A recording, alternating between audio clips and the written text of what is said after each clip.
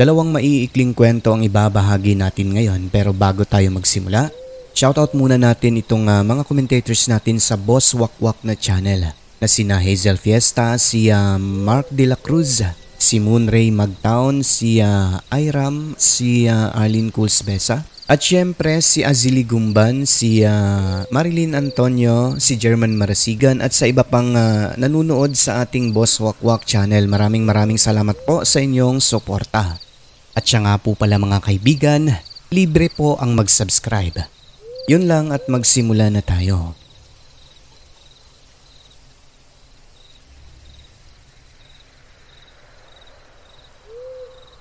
Magandang araw o gabi sa inyo, Sir Alex. Ganon din po sa lahat ng inyong tagapakinig. Tawagin niyo na lang ako sa pangalang Geoffrey. Itong kwentong ibabahagi ko, karanasan ko mismo sa isang nilalang na kung tawagin natin ay aswang. Maikling kwento lang po ito at ayon sa totoong pangyayari. Bagong lipat lang kami noon sa isang lugar sa Esperanza, Cotabato. Ang edad ko, 15 anyos kung hindi ako nagkakamali. Payapa ang lugar na yon kasi medyo malalayo ang distansya ng mga kapitbahay. Madilim naman kapag gabi, bunsod ng wala pang ilaw ang mga poste sa kalsada. Medyo nakakatakot din kasi yung papunta sa amin ay papasok pa ng konti. Kung tatansyahin, nasa mga 5 minuto rin. Ito yung panahon kung kailan nagsisimula akong manigarilyo. Kaya kahit malayo at madilim ang daan, pumupunta talaga ako sa tindahan. Dinadahilan ko na lang kina nanay, bibili ng katol kasi maraming lamok sa bahay. Medyo malayo rin konti yung tindahan doon kaya naman nakakatakot din talaga minsan. Ngunit katagalan noon, nasanay na lang din kasi nga palaging ginagawa. Ang importante, makahit-hit ng sigarilyo. Hanggang sa isang gabi noon, natatandaan ko pa, sobrang liwanag ng buwan. Birthday noon ng kapatid ko kung kaya nagluto kami ng manok na handa. May isang bisita si Papa na kumpare niya at nag-inuman sila ng tuba sa labas ng bahay noon. At dahil gustong-gusto ko na manigarilyo, nagpaalam ako kay Mama at Papa na may bibilhin lang sa tindahan. Noong pabalik na ako, habang panay hit-hit ng sigarilyo sa madilim na bahagi ng kalsada, maya-maya noon may narinig akong hingal ng parang nagmumula sa isang kalabaw sa gilid ng kalsada kung saan may mga mahahabang damo. Hindi ko naman binigyang maling kahulugan kasi nga pag-aakala ko talaga kalabaw lang. Subalit makaraan ang ilang sandali noon, bigla na lang lumipat yung hingal sa aking likuran. Pagkalingon ko, bumungad sa aking likuran ang isang nilalang na hindi ko mailarawan ng maayos dahil maitim at nakapwesto sa di gaanong nasisinagan ng buwan. Pero maihahalin tulad ito sa isang kanggaro sapagkat parang maiiksi ang mga kamay sa harapan tapos nakatuwad. Pagkakita ko sa kanya, nung una nagtataka pa ako. Hindi pa natakot kasi nandyan din sa isip ko na baka isang kalabaw na galing lang sa damuhan. Ngunit nung tumayo ito, Sir Alex, dito sa tindi ng nervyos halos lisan ako ng aking kaluluwa at talaga namang napakaripas ng takbo ng walang intro-intro pauwi sa amin. Sapagkat ang inakala kong kalabaw na mukhang kanggaro ay isang taong hubot-hubad at walang iba kundi ang asawa ng matandang lalaking nagbabantay sa tindahan na si Lola Hanifa. Kaya walang kung ano-ano noon, napakaripas ako ng takbo ng wala sa oras at panay sigaw ng mga katagang nanay, tatay, may aswang. Sa sobrang takot, di ko alam kung nalunok ko ba yung sigarilyong nasa bibig ko noon kasi sobrang taranta ko talaga sa aking nakita. Ilang sandali pa, sinalubong ako ni Papa at ng kumpare niya. Nung tinatanong nila ako kung ano ang nangyari, Ang sabi ko, nakakita ako ng aswang. Natawa na lang ang dalawa at sinisi pa ako kasi alam na madilim ang daan. Gabi na, lumalabas pa talaga para manigarilyo. Alam na rin pala ng tatay ko noon na ang pakay ko lang talaga sa tindahan ay manigarilyo.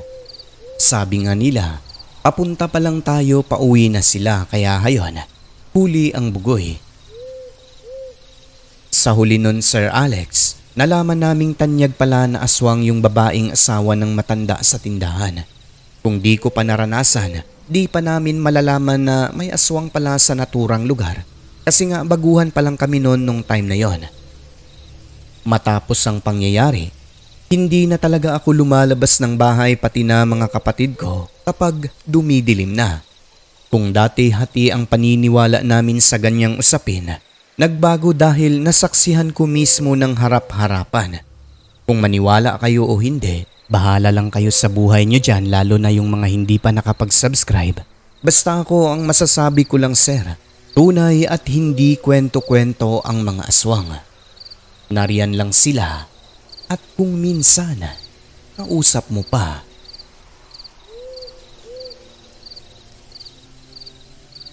At yun lang po, sir, ang aking maikling kwento. Hanggang sa muli, Geoffrey ng Mindanao.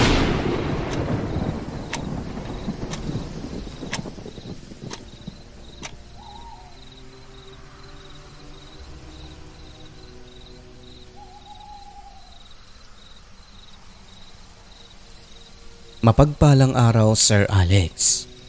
Ibabahagi ko naman ang kwento ng aking lola tungkol sa tiyahin nito na tawagin na lang natin sa pangalang Ani. Mayroon siyang kapitbahay noon na isang babaeng boyish, bagong salta sa lugar nila at tawagin natin sa kwentong ito bilang si Emily. Galing umano ang pamilyang ito sa isang lugar dyan sa Bohol. Katagalan noon, naging magkaibigan si Ani at si Emily. Parehong naging kahiligan ng dalawa ang dumayo sa mga karatig baryo kapag may fiesta. Nang panahon na yon, minsan lang daw makakain ng karne ang mga tao, lalo na sila na nakatira sa bukid, kaya kapag may fiesta dumarayo talaga. Iba rin kasi ng mga panahong yon, lahat daw ng mga dayo makakakain talaga. Welcome na welcome ka kahit na hindi ka kilala. Kung dayo nga busog na busog, paano na lang kung kakilala? Siyempre, pinapabaunan pa sila ng ulam, Sir Alex. Nahinto lang yung pagdayo nila sa mga malalayo nung mga panahong nagkaasawa na si Ani at nung umalis sa lugar nila yung kanyang kaibigan at pamilya nito. Pero kung malapit lang na lugar, di maiiwasang pumupunta pa rin talaga. Fast forward po tayo. May dalawang anak na nun si Ani at Felix. Ang edad ng mag-asawa nung time na yon, nasa 30 pataas. Minsan araw ng Sabado, nagpunta ang mag-asawa sa palengke dahil namili ng mga kakailanganin. Ang naiwan lang sa bahay ay yung dalawang anak na high school na ang panganay at nasa elementarya naman ang bunso. Pagpatak ng 1:00 pasado ng hapon, may dumating na isang ginang at may mga dalang pagkain na nakasilid pa sa plastik at sa isang baonang maliit. Magandang hapon sa inyo mga bata. Nanay niyo ba si Ani? Sino sila? Ako si auntie niyo Emily, kaibigan ng nanay niyo. Ganun ho ba? Pero wala pa po yung nanay at tatay namin, nasa palengke pa. Pero kung makahintay po kayo, maya-maya nandito na yon. Hindi na siguro mga anak. May pupuntahan pa kasi ang tita niyo. Kayo na lang magbigay nito sa kanya. Mga pagkain yan. Para sa inyo. Pakisabi galing ako sa fiesta sa kabilang baryo. Maraming pagkain doon kaya naisipan kong dalhan kayo. Sige po, auntie, maraming salamat po. Pero mga bata, huwag niyong kainin itong nasa maliit na baunan ha. Para sa nanay niyo yan. Ang pinakapaborito niyang putahe noon kapag pumupunta kami sa mga fiesta. Sige po, auntie. O siya, hindi na ako magtatagal ha. Pakisabi na lang kay nanay niyo, kinakamusta ko siya. Tumalikod na si Emily at nagmamadaling umalis. Pagka-uwi ng mag-asawa ng dapit hapon, Natuwa ang mga ito kasi sa tagal ng panahon na hindi nagkita ng kanilang kaibigang si Emily, hindi siya nito nakalimutan. Nasabi niyang tunay itong kaibigan kasi nga dinalhan pa ng pinatuyong adobong karne na pinakapaborito niyang putahe. Pero nung nagkwento ang mga bata base sa pagkakalarawan ng mga ito, medyo nagtaka si Annie kasi sabi ng dalawa mukhang bata pa raw si Emily tapos maganda. Yung kaibigan niya na yon, mas matanda pa raw sa kanila ng ilang taon. Tapos hindi naman daw po ganun kaganda yung panlabas na anyo. At hindi rin mahaba ang buhok kasi nga may pagkalalaki ang babaeng yon. Bagaman may pagtataka, nasabi ng mag-asawa na baka nagbago lang talaga kasi nga matagal na panahon na hindi nagkita. Anilay baka tuluyan na itong naging babae kaya nagbago ang hitsura. Natawa na lang ang babae kasi nagbago na lang ang lahat. Yung ugali ng kanyang kaibigan na mahilig sa pagkain at magdala ng pagkain ay nanatili pa rin talaga. Hindi nyo ba natanong anak kung saan na siya nakatira ngayon? Hindi po nay kasi nagmamadali. Masaya silang kumakain nun sa hapag. Yung paborito ni Annie na ulam, talagang naubos nila yon kasi nga sobrang sarap daw ng pagkaluto. Ibig sabihin, lahat sila ay kumain ng pinatuyong adobong karne. Sa mga sumunod na araw noon, naglibot si Annie sa lugar nila kasama ang asawa. Nagbabaka sakaling makita ang kaibigan para makapagpasalamat man lang at syempre ang makamusta, ngunit bigo sila. Nasabi na lang ni Annie, baka napadaan lang daw sa kanila galing sa fiesta sa Karatig Baryo at naisipang magdala ng mga ulam. Wala naman pong naging problema sa umpisa, Sir Alex. Subalit makalipas ang ilang linggo, dito nagsimulang nagsusuka si Annie tuwing alas 6 ng gabi at parang may presensya ng aswang na laging nakapatong sa kanilang bubong. Makalipas pa ang ilang araw, naglalaway si Annie at parang nawalan ng ganang kumain. Tapos lagi niyang sinasabi na may masarap daw siya at mabangong gustong kainin, ngunit hindi niya masabi kung ano. Inakala pa nga nila noon na buntis lang ang babae dahilan kung bakit parang walang ganang kumain kung kaya ipinagsawalang bahala ng mag-asawa ang pakiramdam niyang ganon. Pahid-pahid lang ng langis sa sikmura dahil hindi naman daw talaga malala. Hanggang sa dumating sa puntong ayaw na talagang kumain ni Annie. Ayaw na rin halos lumabas ng bahay. Gusto laging nasa madilim kung kaya pina-check up siya ng kanyang asawa sa baryo. Sabi ng doktor, hindi buntis si Annie. Napagkamalan pa nga nilang narabis ito sa kadahilan ng takot siya sa liwanag lalo na kapag tanghali. At nung tinatanong kung nakagat ba ng aso o pusa, ang sagot ng mag-asawa ay wala. Binigyan siya ng mga gamot pero sa ilang araw na pag-inom ay hindi gumaling si Annie. Hanggang sa isang gabi pa, 1:00 ng madaling araw kung kailan maliwanag ang buwan dahil full moon. Nadatnan ni Felix ang kanyang asawang si Annie sa bubong. Maraming dugo ang damit sa dibdib na bahagi.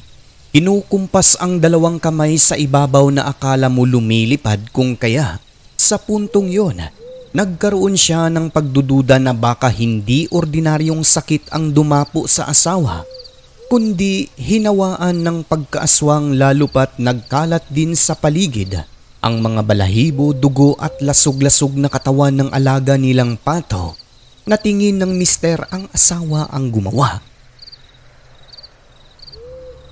Kaya naman kinabukasan nun ay wala na siyang sinayang na oras. Kagad niyang dinala ang asawa sa isang albularyo, ngunit pagdating doon nanlumo si Felix.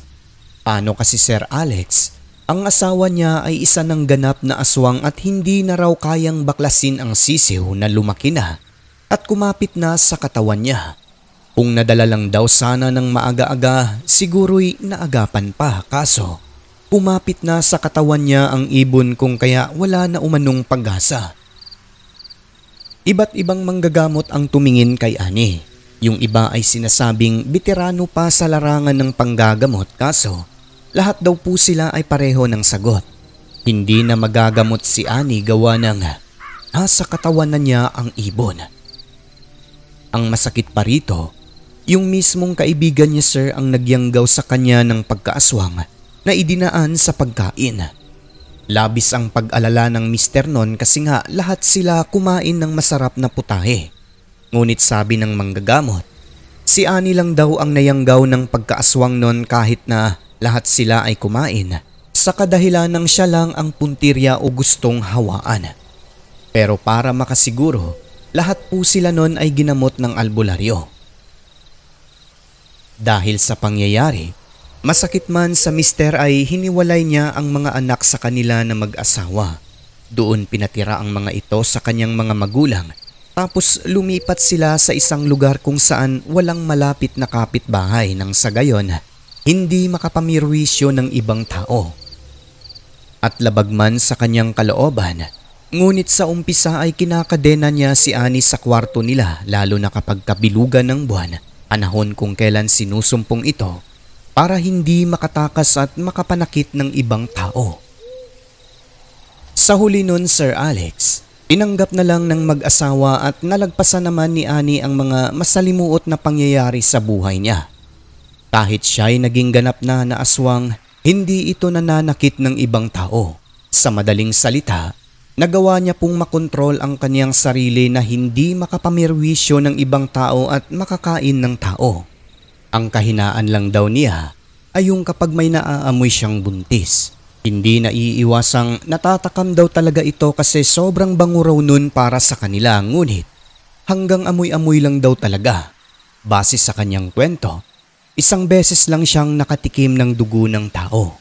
Yun lang po yung tagpo Sir Alex kung kailan naghiganti siya sa kanyang kaibigang isa ring aswang na nagyanggaw sa kanya. Dala ng bugso ng damdamin kasi nga buong pamilya nila noon ang nakakain ng pagkaing may pangpayanggaw. Napatay niya ang kanyang kaibigang si Emily. Matapos noon, nanumpa si Annie na babaguhin niya ang kanyang sarili. Sa tulong ng mister kahit papano ay nakayanan naman ng babae. At dito na po magtatapos ang kwento. Isang karanasan kung paano si Annie naging aswang.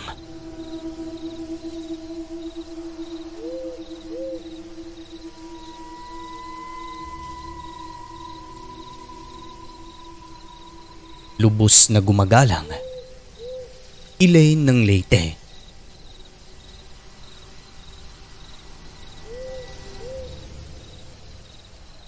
Ang mundong ating ginagalawan, nababalot ng kahiwagaan na tanging ang Diyos lamang ang siyang may kasagutan. Ako po si Alex at ito ang Southern Mindanao Creepy Experience.